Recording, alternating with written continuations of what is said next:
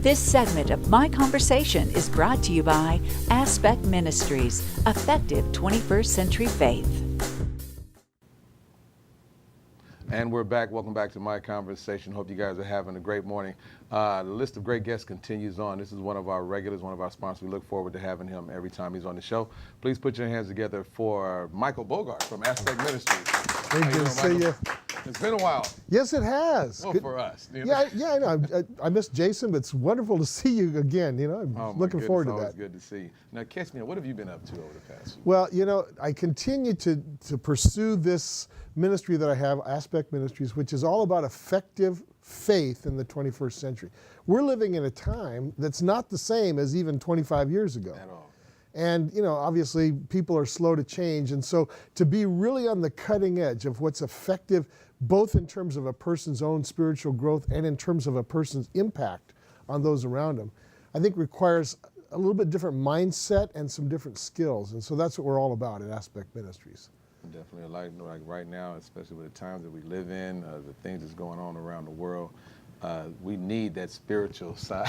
Yes, we do. To strengthen that spiritual side, I should say. And everybody, no matter what faith you're in, it's something you need to be closer to the Lord. I ain't gonna bite my tongue about that one. That's right. And now you have a background. Tell us about your background for the people who are not familiar with it. Well, I was a pastor for almost 19 years in a little town called Lemoore, which isn't too far from here.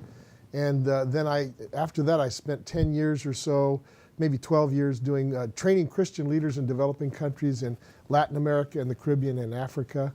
And so I made over 30 trips to train people who weren't going to get any training for ministry any other way. Amazing. And then went back and got my doctorate on some specific aspects of that. So, you know, that's what I'm kind of positioned to do now, is to help mission organizations and theological seminaries, Bible schools, do a better job of training people where the church is expanding. Like, I mean, south of the Sahara in Africa, the church is just booming, wow. But they don't have enough leaders. They don't have enough trained leaders. Same thing in the Caribbean, Latin America. I mean, Latin America, Christianity is just booming there. And again, they lack enough trained leaders to really stabilize that. And so that's a skill set that I've kind of added to what I already do. And I like the fact that you put skilled leaders. A lot of times people want to jump in a leadership position and not properly train in that position, and that causes well, a new church starts up, say, somewhere in the undeveloped world, and you know they choose the oldest Christian there, or the oldest person maybe, and right. Hand them a Bible and say, you're the pastor. And that person may be wonderful or they may not be. Right. And many times they know they're not adequate. They know that they need training. They just have no means or opportunity to get that training. And so in my dissertation, I studied how to deliver theological education across cultures. In other words, it's not the same as you and me talking as Americans. Right. You've got to be able to think cross-culturally, and you've got to be able to do with e-learning. E-learning is anything from your mobile phone to a full online class to, you know, using YouTube, you know, for teaching and so forth. And so that's something that I think is really cutting edge and that the church needs to be trained how to use effectively. Yeah, I know the methods have definitely changed. It's no longer just grab your Bible and pitch a tent and have the old revival out, and that still goes on. But now you have to reach people through so many mediums, whether it's radio, TV, like you mentioned those. You have so many outlets to get the gospel out. That's absolutely right. Yeah. And speaking of getting the gospel out, you have done some writing in your time. Yeah, I have. And you know, and this is the 500th anniversary of the Protestant Reformation this month, October.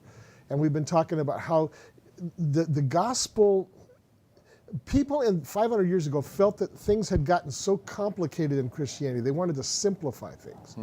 And so, you know, people like Menno Simons, people like Erasmus stayed in the Catholic Church and really talked about gospel simplicity, and Menno Simons, who's founded the Mennonites, really founded a whole movement that's based upon simplicity. But talk about simplicity, I did write some books.